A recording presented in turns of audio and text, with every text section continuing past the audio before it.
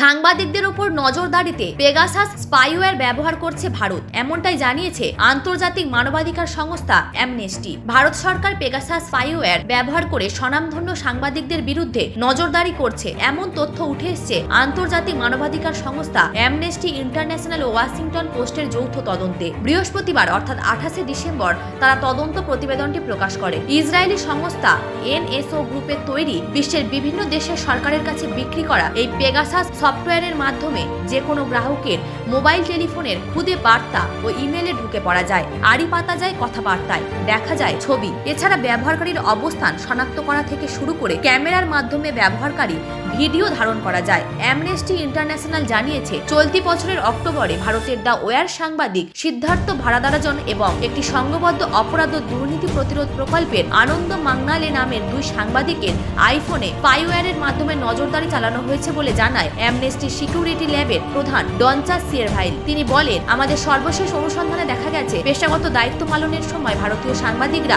বাড়ন্ত হারে বেআইনি নজরদারির মুখে পড়ছেন। পাশাপাশি কঠোর আইনের প্রয়োগের মাধ্যমে কারারুদ্ধ হওয়ার মতো ঘটনাও ঘটছে। এছাড়া ভয়ভীতি প্রদর্শন ও হয়রানির ঘটনাও ঘটছে। এ প্রতিবেদন নিয়ে এখন পর্যন্ত কোনো মন্তব্য করেনি ভারত সরকার। এর আগে 2021 সালেও ভারত সরকারের বিরুদ্ধে একই অভিযোগ উঠেছিল।